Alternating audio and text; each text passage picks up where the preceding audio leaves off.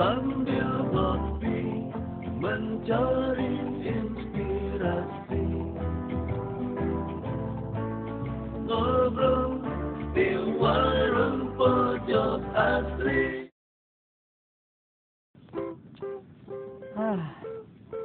Tumben amat pagi-pagi ibu-ibu gak ngerubunin beli sayuran dagangan saya, Bu. Sabar kali, Dok. Hari ini goreng pisang nggak? Ada tuh, beli aja. Pisang goreng. Sukaan saya nih, Bu, pisang goreng. Iya, tahu. Kenapa tuh pipi? Pegangin. Sakit gigi ya? Iya, ngilu. Assalamualaikum. Waalaikumsalam. Pagi, Bu. Pagi. Biasa, Bu. Dulu nggak ada. Satu porsi, Bu. Satu porsi aja ya. Mau sarapan, mau kuliah. Loh, Mas Dodo. Tumben, keliling. Iya, Mas. Lagi sepi. Sip. Daripada sepi, mending baca koran, Mas. Bener, harus baca koran, Mas. Biar tambah pinter. Nah, itu dia. Keren, Mas. Emang sekarang lagi ada apa tuh di koran? Ini, Mas. Ini lagi rame-ramenya ngomongin tentang luas hektar hutan di Indonesia berkurang 2 juta hektar setiap per tahunnya, Mas. Itu pasti gara-gara pembalakan liar tuh, Mas. Ngomongin apaan sih? Pembalakan liar itu penebangan pohon di hutan secara sembarangan dan tidak legal gitu loh, Mas Dodo. Sekarang orang-orang udah pada berani. Nah, makasih, Bu. Yuk. Makanya saya pengen tahu nih. Kalau hutannya nggak ada, banjir terus kita. Nah, iya betul itu, Mas. Iya. Sering sekarang banjir. Nah, Ini makanya. ngomongin apaan sih? Nggak kelar-kelar dari tadi sakit gigi gue. Iya, sambil makan. Yuk, Assalamualaikum. Waalaikumsalam. Salam. Lagi ngobrol apa ini kelihatan gak asik banget. Ini Pak lagi ngobrolin soal berkurangnya luas lahan hutan di Indonesia, Pak. Oh begitu. Gitu. Duduk dulu, Pak. Duduk, Pak. Ya, makasih. Silakan. Kebetulan kalau bicara hutan, itu komisi saya. Memang luar biasa kerusakan hutan. Kebetulan, Pak. Kalau gitu kita Silakan, bisa Pak. ngobrol Silakan banyak duduk, ya, Pak. Pak. Makasih. Silakan, Pak. Jadi ini lagi rencananya mau kemana, Pak? Lagi jalan-jalan atau? Ya, tadi kebetulan ada masyarakat yang melaporkan katanya ada kelompok masyarakat lah begitu. Katanya melakukan penebangan hutan tanpa izin. Nah, oleh karena itu sebagai wakil rakyat, saya harus merespon. Betul. Ternyata di lapangan saya lihat memang betul ada kelompok masyarakat yang memang ada aktornya lah kira-kira seperti itu. Iya. Minta teh aja, Bu. Teh ya? Pak, saya mau tanya, Pak. Apa? Tentang pembalakan liar itu apa sih, Pak? Pembalakan liar itu gini loh. Kita ini kan punya hutan itu kan luasnya kurang lebih sampai 133 juta hektar. Tuh, Basri, luas kan? Ya. Dan kemudian memang kita itu masalah pengawasan hutan itu kan kita masih lemah karena tidak punya sarana prasarana. Dan hutan itu memang menarik. Tidak merasa menanam karena Tuhan yang menanam, dibabat habis untuk kepentingan lain. Nah, oleh karena itu orang yang suka motong kayu di hutan tanpa izin tuh, Bu, itu dikategorikan adalah orang yang melakukan pembalakan liar. Yang sampai hari ini memang tidak ada aturan yang tegas untuk menindak mereka. Itu sekarang berarti sedang dibuatkan peraturannya atau seperti apa untuk kasus perusakan hutan ini? Kita lagi membahas undang-undang. Insya Allah dalam waktu dekat ini undang-undang itu sudah mau kita undangkan. Ya, pada waktu atau ketika kita menyusun undang-undang ini karena memang merasa penting karena aparat penegak hukum Maaf, Pak. sampai hari ini, makasih Bu. Minum dulu, Pak. Ya, makasih. Aparat penegak hukum sampai hari ini itu belum punya satu perangkat peraturan perundang-undangan yang kuat yang bisa menindak sampai kepada aktor-aktor yang di belakang layar tadi. Oleh karena itu sering teman-teman dari lembaga swadaya masyarakat itu menyoroti kita, kenapa pembelaan liar kok dibiarkan saja oleh aparat penegak hukum? Karena belum ada undang-undang yang memang memadai. Lemahnya undang-undang yang ada sekarang itu di Undang-Undang 41 tentang kehutanan itu yang ditindak itu hanya pelaku masyarakat kecilnya, tapi aktornya yang cukong-cukongnya yang kadang tinggal di luar negeri itu nggak tersentuh. Nah, itu dia. Pak, kalau gitu kita minum dulu kali, Bu, ya? Ya. Pak, silakan Pak, minum dulu, Pak. Dingin, Pak. Tuh kan. Siapa namanya tadi? Dodo, Pak. Oh, Dodo. Kalau gini saya jadi ngerti, Bu. Di warung pojok asri. 130 juta hektar hutan Indonesia beserta kekayaan hayatinya harus segera diselamatkan.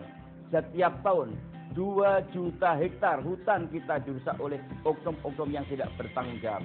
DPR RI saat ini sedang membahas rancangan undang-undang pemberantasan perusakan hutan untuk menyelamatkan kekayaan alam demi masa depan kemakmuran dan kesejahteraan Indonesia.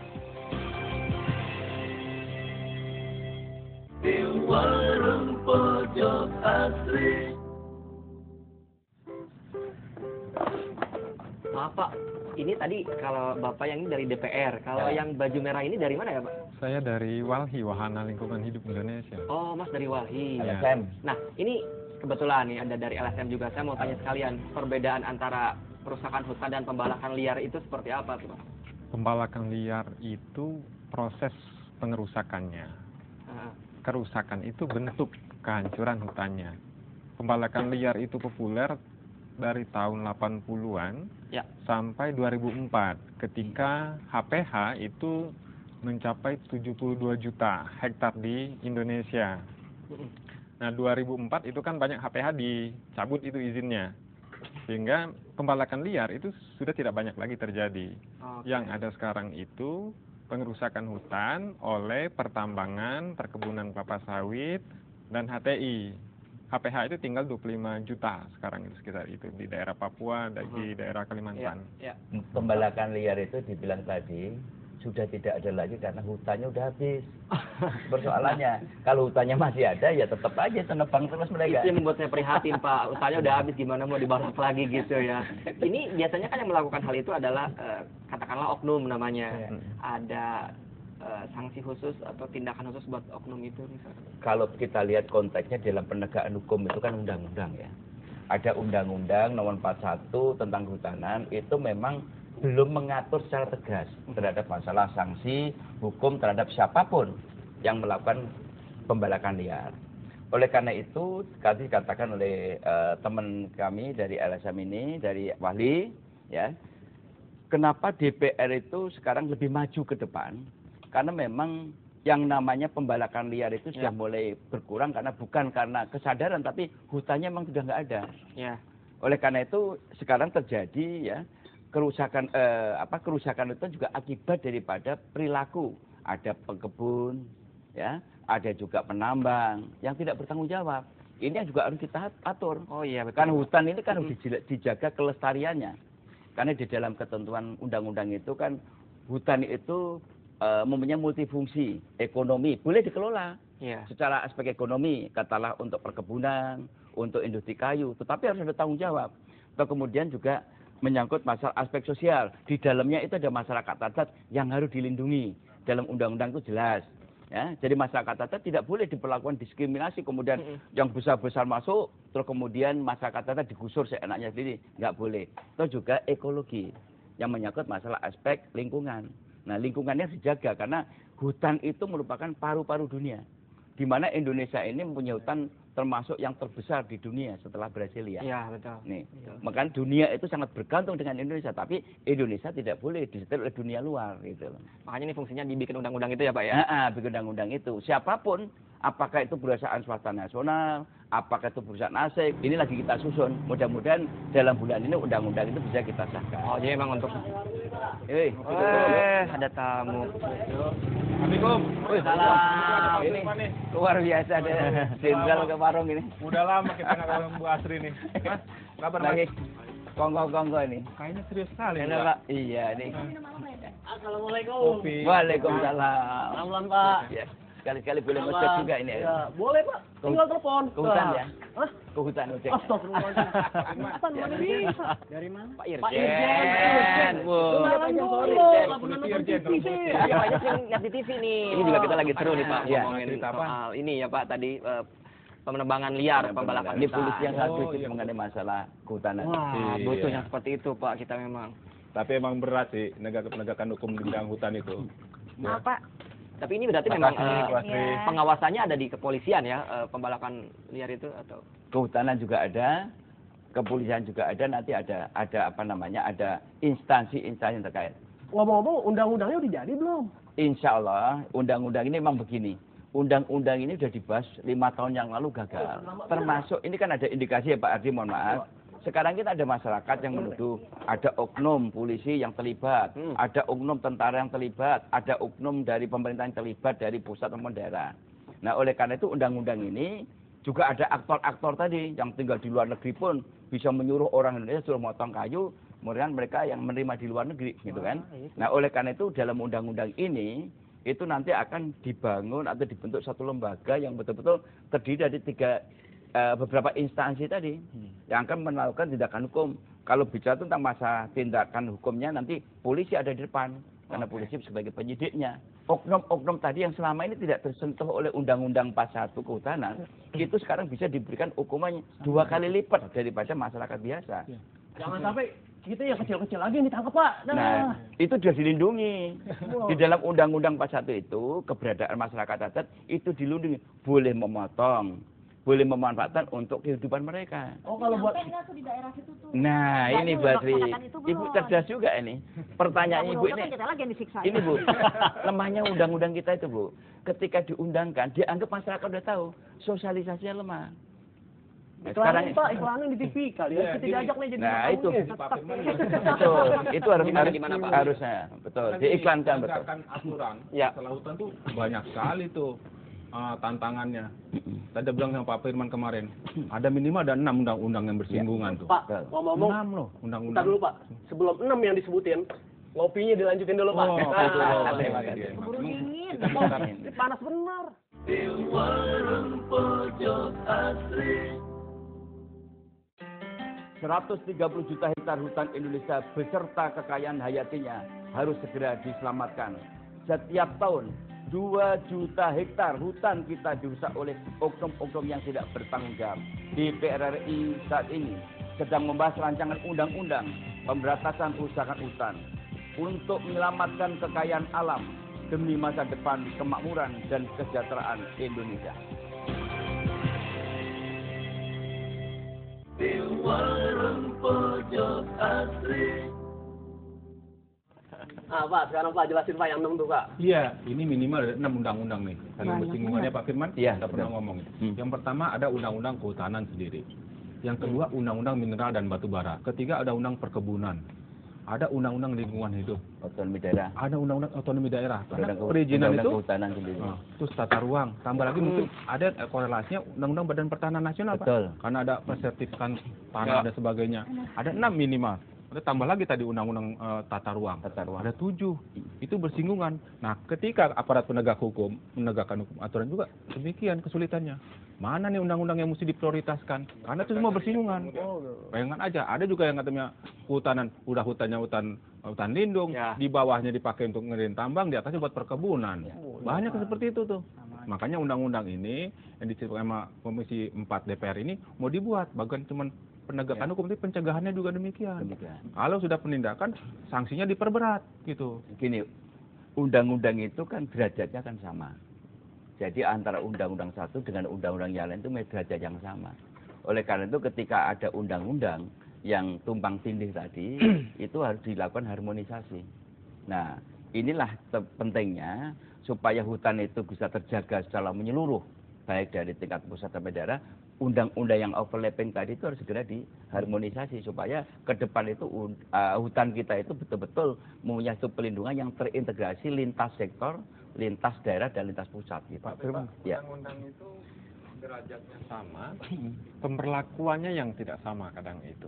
Nah itu. Giliran masyarakat itu pasti kena tuh. Iya, Nah, iya. Tapi giliran kepala daerah, giliran perusahaan, kayaknya derajatnya beda itu. Gimana? Bukan cuma derajatnya saja, dalam penegakan hukum juga gitu. Begitu proses hukum, hukuman juga beda-beda. Ada yang bebas, ada yang dihukum, macam-macam tuh. Karena memang di dalam undang-undang terhadap penegakan perusahaan hutan ini belum ada undang-undang yang memang betul-betul bisa memberikan efek jerah kepada aktor-aktor yang besar-besar tadi. Kayaknya serius banget nih. Ya. Kebetulan saya nulis buku nih. Silakan. Ya, Masa ini depan hutan Indonesia nih. ini serius banget nih, kita bisa jadi kasih ini nih. salah satu Ini salah kebetulan kita satu bawa polisi satu yang nih. sangat mengkritisi untuk Kita kasih deh. masalah hutan. Siapa yang nulis? Bapak Iya, yang nulis. pengalaman lapangan kita. Alhamdulillah. Nah, Waduh, makasih ini banyak, Pak. Makasih buat bahan banyak. bacaan aja gitu. Kita sama-sama bukan. Kalau walhi itu sebenarnya apa Pak? Masyarakat banyak yang belum tahu nih. Nih dari Mas Walhi Adi. itu kalau disingkat itu Wana Lingkungan Hidup Indonesia. Dia ada di 78 negara, tapi di setiap negara itu beda namanya. Kalau di Indonesia namanya Walhi, di Indonesia sendiri kita punya 28 kantor di 28 provinsi. Nah, dari Sabang sampai Merauke sebenarnya. Nah, kita bekerja itu untuk menyelamatkan lingkungan. Kita bekerja itu berdasarkan dua cara. Penting yang pertama itu biasanya mandatori. Mandatori biasanya kita kalau mendapat mandat dari masyarakat langsung di sekitar hutan, misalkan mereka berkonflik dengan pemerintah misalkan. Ada banyak sebenarnya kampung itu yang duluan berada di sana sebelum pemerintah tetapkan itu kawasan hutan. Nah, rancangan undang-undang yang disebut Pak DPR ini tadi itu berbahaya ke depannya. Pak Firman.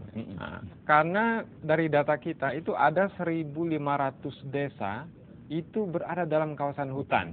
Nah, dari Walhi. kalau undang-undang pemberantasan kerusakan hutan ini diberlakukan nanti, otomatis 1.500 desa itu seluruh penduduknya jadi tersangka itu. Ini salah persepsi. Enggak, ini salah persepsi. Jangan sampai nanti kita ini lagi ngobrol-ngobrol, masyarakat mendengarkan, nanti justru malah salah. Justru undang-undang yang kita buat itu sangat melindungi keberadaan mereka. Karena di dalam Undang-Undang Pasal 1 itu ada pasal yang udah ya bab 9, pasal 767 jelas masyarakat adat itu dilindungi. Masyarakat adat boleh menebang, boleh memanfaatkan untuk kehidupan, dan mereka juga punya kewajiban untuk ikut menjaga. Pak, kalau misalnya kita yang di kota nih pengen ikutan melestarikan hutan gitu ya, pengen bantu-bantu jaga hutan nih, Boleh, itu sekarang gimana ini caranya? kita mempunyai Kan program kita di hutan, di yang hutan di namanya kota. kita punya program yang namanya hutan rakyat. Itu sekarang masyarakat boleh menanam apa saja, dan itu tinggal minta aja. Kita nanam di Wonogiri, di Bogor, atau kemudian nanti mau nanam lagi di NTT. Itu melibatkan masyarakat. Ada pohon-pohon yang bisa menghasilkan buah-buahan, sukun. Jadi mulai ada potensi ekonominya. Melibatkan Walhi juga atau? Walhi itu kita memposisikan diri itu tidak boleh menerima uang itu dari pemerintah, dari perusahaan itu kita tidak boleh. Menerimanya pohon dari DPR ya. Pak Firman, Pohon tadi nambahkan Pak Firman tadi buat supaya masyarakat juga jelas. Iya. Dalam penegakan hukum, kita nggak ujuk-ujuk langsung penegakan hukum. Kita harus membedakan tuh mana Ya. masyarakat, mana tidak. Ya. Jadi ada tim dulu ke dalam hutan itu. Ini untuk apa nih? Untuk kebutuhan sehari-hari dan sebagainya harus kita lindungi. Tapi kalau ada masyarakat bawa senso, dengan senso itu kan mahal harganya ya kan. Nah itu kita lihat, tanda dulu, ini dulu, Iya. harus itu. Jadi kasihan. Iya. Kita lindungi masyarakat adat dan sebagainya. Iya. Tapi yang kita ini kan yang sistematis lah, pengurusan Iya, sistematis kalau yang kita seluruh ini. penyidiknya seperti Bapak. Bukan, itu kan semua ada.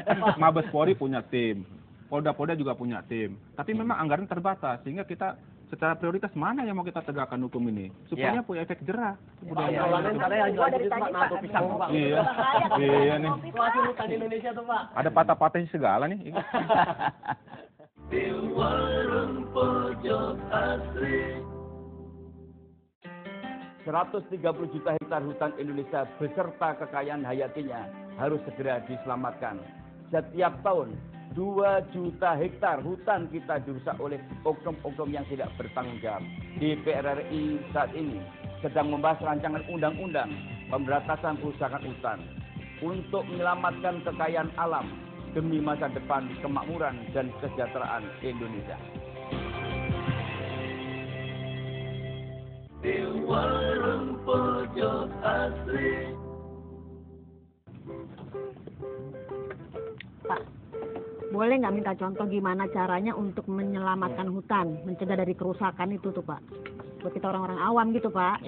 Begini, jadi kalau mau contohnya sederhana, itulah pentingnya tadi masyarakat adat itu juga dilindungi. Karena masyarakat adat itu kan keberadaannya di hutan dari mulai turun-temurun, mulai zaman ke zaman. Nah, masyarakat adat itu juga atau masyarakat di sekitar hutan itu kan bisa dimanfaatkan ketika ada masyarakat luar dari masyarakat hutan itu kalau masuk membawa peralatan seperti senso tadi yang dibilang Pak Ardi tadi. Nah, itu kan masyarakat kan bisa curiga, ini orang ini bukan orang daerah sini, kok masuk ke hutan bawa senso, mau ngapain? Nah, itu mulai sudah harus ngelapor itu ya. Tapi kadang yang begitu-begitu ngasih duit Pak sama orang sononya. Ya kembali lagi, jangan mau. Tapi itu rancangan undang-undang yang lagi di Pak Firman ini kemarin saya sempat baca tuh, pasal 82, 83-nya itu nggak boleh orang, baik itu seorangan maupun pemukiman, itu berada dalam kawasan hutan dan berbatasan dengan hutan. Tuntutannya itu 3 tahun penjara, dendanya 3 miliar. Bener Pak. Nah, Ada memang ketentuan itu, pasal itu tidak bisa dibaca hanya pasal di pasal. Itu harus ada pasal-pasal keterangannya, itu, Pak, ya? keterangannya, penjelasannya semuanya. Ini kadang-kadang mohon maaf, banyak juga warga masyarakat itu yang membaca undang-undang itu hanya pasal per pasal terus diterjemahkan. Nah, padahal pasal satu dengan pasal lain itu terkait. Oleh karena Jalan itu, keluarnya gimana itu Pak, biar masyarakat tahu sebenarnya tujuan DPR nih bikin undang-undang ini bagus gitu. iya, memang tugas DPR tadi benar. bikin undang-undang itu kan untuk melindungi rakyat. Itu prinsip dasar. Perlu sosialisasi. Jadi jangan sampai ada rakyat yang dikorbankan akibat daripada undang-undang yang dibuat oleh rakyat. Bener. Apalagi tadi Bu Asri minta penjelasan gimana sih caranya untuk mengantisipasi dan mengamasi masalah kehutanan. Ya tadi masyarakat itu dilindungi. Dan di Undang-Undang 41 sudah dilindungi betul gitu. tapi sampai sekarang masih banyak Kak, ini masyarakat itu yang Jadi gini juga nih, undang-undang ini Kalau dibuat untuk aparat- pencegahan, ya kan, untuk pencegahan juga. Jadi dibuat sanksinya sedemikian beratnya Tanya, Bu. gitu Oh, supaya iya. jangan sampai dimain-mainkan lagi. Kan namanya tata kelola hutan termasuk perizinannya kan dari aparat. Iya. Aparatnya sampai dia mempermudah dan sebagainya sanksinya berat. Ya. Nah di situ yang kita coba supaya dibahas sama DPR nih, representasinya rakyat nih, wakilnya rakyat nih kan. Ya. Apa Benar, keinginan Pak. rakyat gitu kan. Kadang aparatnya suka bandel Pak. Kan tadi saya bilang kalau menegakkan hukumnya susah juga, banyak godaannya. Tadi banyak godaannya, banyak Apalagi tantangannya. belum ada undang-undangnya. Nah, Nah, itu. Itu nanti sanksinya di penjara, Pak? Oh iya dong. Oh iya? Iya, sidang. Sama Kagak kayak jewer doang. kayak penjahat dong. Ya itu namanya penjahat. Ya, gimana, Ya, Pak? makasih Bu. Tapi kalau soal ini Pak, pembalakan liar itu ada kayak gelondongan yang diselundupkan ke luar negeri. Nah, Itu ada kerjasama internasional dengan negara luar mungkin? Karena kan kalau tidak ada kerjasama, kita tidak bisa mencegah secara ini ya, menyeluruh gitu. Nah, Pencegahan. itu termasuk dalam undang-undang itu yang selama ini di undang-undang yang sudah ada itu tidak bisa menyentuh itu. Ya. Sekarang itu sudah ada di dalam undang-undang ini kerjasama internasional. Jadi kalau ada pihak-pihak luar negeri atau kepentingan-kepentingan negara lain yang ikut memanfaatkan pencurian kayu ya dengan sistem apa tuh Pak Adi? Ya. Kalau uang kan money laundering ya. Kalau di kehutanan itu ada pencucian terhadap izin kan. Kan Oh, begini. iya. Contoh ya, ini contoh saja. Ini dari Kalimantan masuk ke wilayah Kalimantan masuk wilayah Malaysia. Itu begitu sudah masuk wilayah Malaysia, itu bisa diputihkan oleh mereka. Oh, gitu. Kita nggak bisa nangkap. Nah, sekarang undang-undang ini bisa melakukan itu. Asal kita punya bukti bahwa asal usul kayu dari Indonesia, jenisnya itu bisa ditindak. Tapi satu catatan nih untuk masalah kerjasama internasional. Apa itu, Pak? Sekarang ini namanya produk kayu yang masuk ke negara manapun akan ditanya asal usulnya dari mana. Ya. iya, betul. Jadi sekarang kalau kayu masuk ke Amerika, Amerika tanya dari mana. Kalau dia sekarang kayu-kayu tropis, kan nggak mungkin dia main, berarti ada daerah tropis gitu.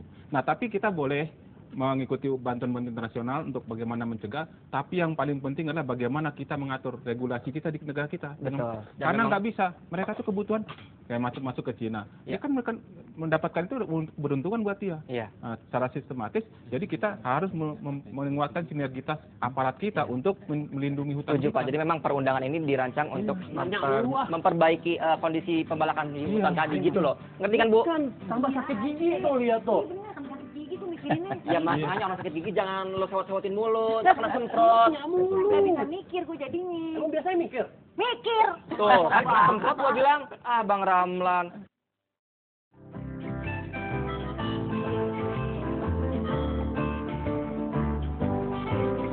Ngobrol di warung pojok asing